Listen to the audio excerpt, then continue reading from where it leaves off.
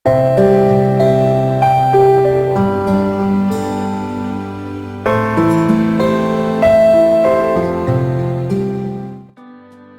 Welcome to মৌসুমি সওয়ার্ল্ড। মৌসুমি সওয়ার্ল্ডে আপনাদের সকলকে জানাই স্বাগত।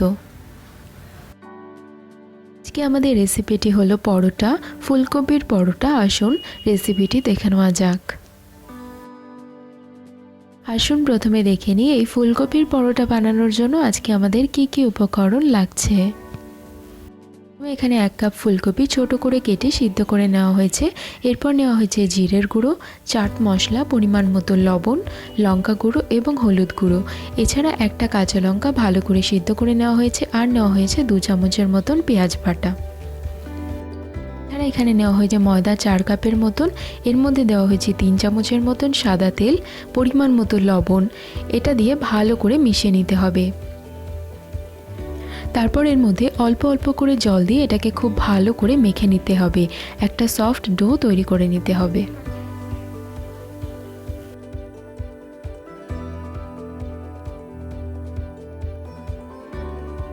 ময়দাটা ভালো করে মাখা হয়ে গেছে। এবার এটাকে রেখে দিতে হবে 10 মিনিটের জন্য।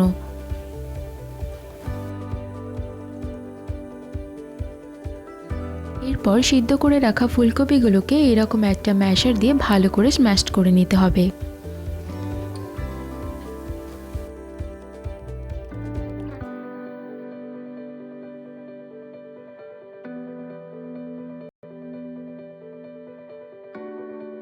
এরপর এর মধ্যে 2 চামচ পেঁয়াজ বাটা এবং বাকি মশলাগুলো দিয়ে এটাকে ভালো করে মিশিয়ে নিতে হবে। ভালো করে মিশিয়ে নিয়ে এটাকে অন্য একটা পাত্রে তুলে নিতে হবে।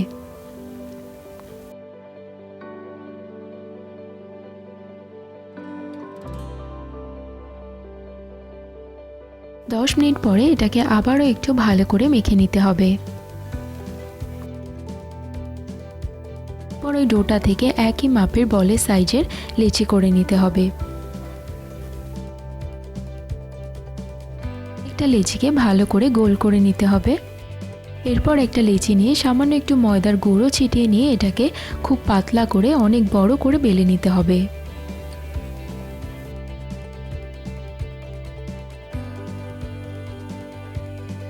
আপনারা দেখতে পাচ্ছেন এটাকে খুব বড় করে এবং খুব পাতলা করে বেলে নেওয়া হয়ে গেছে।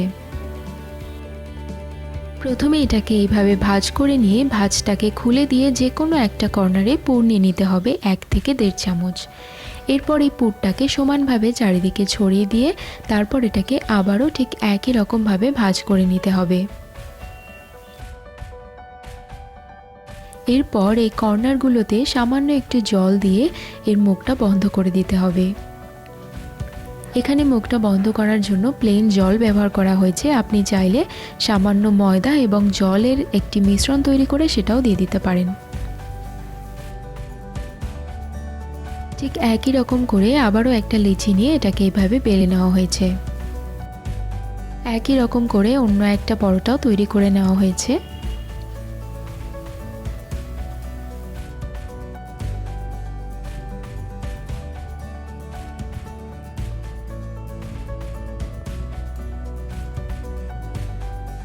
দেখতে পাচ্ছেন সবগুলো পরোটা এখানে তৈরি করে নেওয়া হয়েছে। চাইলে প্রত্যেকটা পরোটার উপরে এইভাবে একটা চামচ দিয়ে ডিজাইন করে দিতে পারেন। এই চামচের বদলে আপনি চাকুও ব্যবহার করতে পারেন।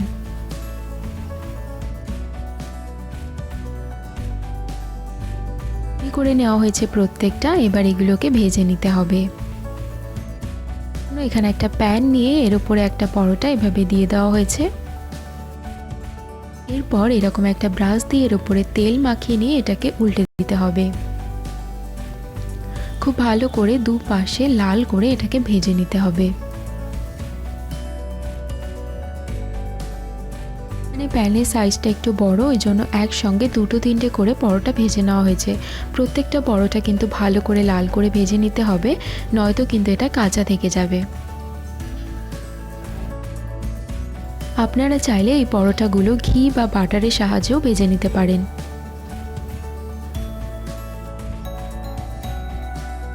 একটা পরোটার কর্নারগুলো কিন্তু দুটো হাতার সাহায্যে এভাবে ভেজে নিতে হবে, নয়তো এর পাশটা কিন্তু কাঁচা থেকে যাবে।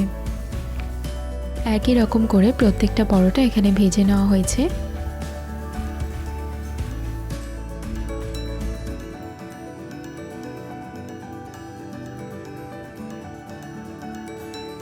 আমাদের আজকের ভিডিওটি আপনাদের ভালো লাগলে অবশ্যই লাইক এবং শেয়ার করবেন এবং আরও নিত্য নতুন রেসিপির আপডেট পেতে আমাদের চ্যানেলটিকে অবশ্যই সাবস্ক্রাইব করুন।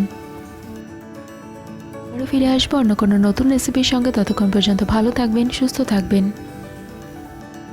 ধন্যবাদ ভিডিওটি দেখার জন্য।